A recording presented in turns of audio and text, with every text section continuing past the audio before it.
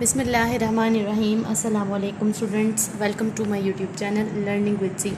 आज हम देखेंगे कि डिस्ट्रीब्यूटिव लॉ बेसिकली क्या होता है और उसको हम कैसे जो है ना परफॉर्म करते हैं। तो डिस्ट्रीब्यूटिव लॉ के लिए सबसे पहले आप देख लें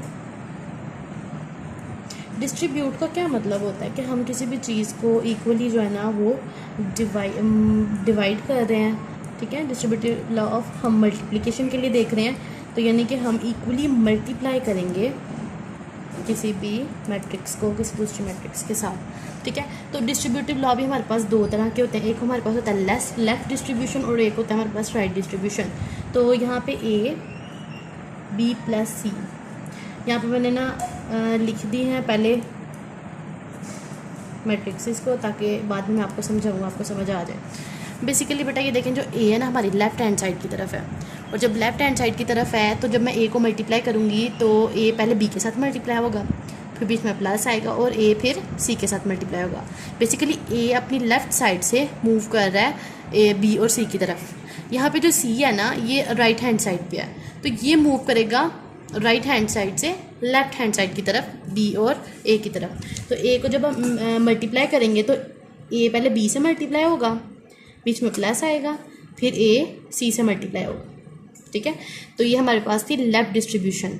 ये हमारे पास राइट डिस्ट्रीब्यूशन है। तो यहाँ पे क्या होगा, सी पहले हम ए के साथ जो है ना ए के साथ इस सी को मल्टीप्लाई करेंगे, फिर बीच में प्लस, और फिर इस बी के साथ इस सी को मल्टीप्लाई कर देंगे।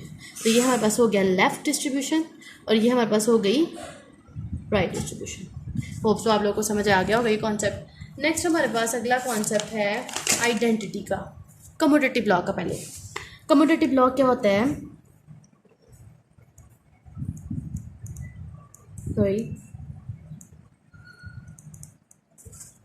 ये हमें कहता है कि जब आप मल्टीप्लिकेशन में कम्यूटेटिव लॉ को बोलो तो वो कहता है कि अगर हमारे पास दो मैट्रिक्स हैं, लेट्स सपोज ए और बी, तो इसका जो आंसर आएगा ना वो बी और ए के इक्वल नहीं होगा।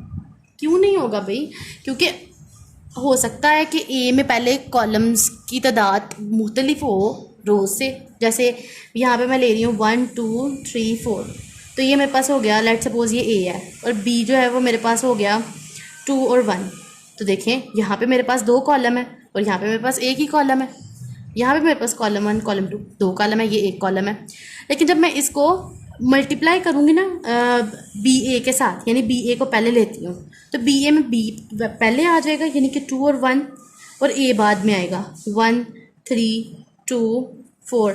ठीक है, तो ये देखें कि यहाँ पे हमारे पास बी की वैल्यू हमने पहले लिखी है और ए की बाद में, तो ये तो पॉसिबल ही नहीं है। क्यों नहीं है? क्योंकि देखें अगर हम 2 को 1 से मल्टीप्लाई करते हैं, हम क्या करते थे, नंबर ऑफ रोज़ को हमने मल्टीप्लाई करना था नंबर ऑफ कॉलम से, तो ये तो रो बन ही नहीं रही, ये तो सिंपल हमारे पास एक कॉलम है, तो ये तो मल्टीप्लाई हो ही नहीं सकता।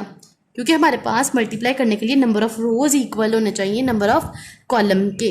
तो यहाँ पे मेरे पास तो दो रोज़ है, कॉलम में मेरे पास दो हैं, लेकिन यहाँ पे भी मेरे पास एक कॉलम है और यहाँ पे मेरे पास दो रोज़ हैं, तो ये पॉसिबल ही नहीं है कि हम इसको जो है ना सॉल्व कर सकें। इसलिए जो ए बी है वो इक्वल नहीं है बी ए के कम्यूटेटिव लॉ में। नेक्स्ट है भाई आइडेंटिटी, मल्टीप्लिकेटिव आइडेंटिटी।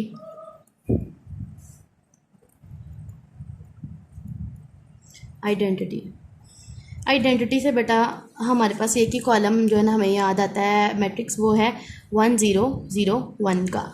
यानी कि कोई भी मैट्रिक्स हो, फॉर एग्जांपल ए कोई मैट्रिक्स है, कोई भी मैट्रिक्स हो सकता है, मैं वैल्यूज़ ले लेती हूँ 1 2 3 4। इसको जब मैं मल्टीप्लाई करूँ आइडेंटिटी के साथ, तो मेरे पास जो आंसर आना चाहिए ना वो हमारे पास ओरिजिनल आंसर ए का ही बनना चाहिए। यानी कि अगर मैंने ए को, ये बी मैंने इसका नाम रख दिया, ठीक है, ए को मैं बी से मल्टीप्लाई करूँगी ना, तो मेरे पास जो मैट्रिक्स आएगा ना, वो जो मेरे पास सोल्यूशन आएगा, दोबारा अगर मैं बी को ए से मल्टीप्लाई करती हूँ ना, तो मेरे पास उसका भी आंसर वही बनना चाहिए, यानी कि आंसर आपके पास इक्वल आने चाहिए। तो ये आपका आइडेंटिटी जो है ना मैट्रिक्स हो जाएगा। और नेक्स्ट हम स्टार्ट करेंगे अपनी 1.4 इंशाल्लाह। तो मिलते हैं अपनी अगली वीडियो में, तब तक के लिए अल्लाह हाफिज़।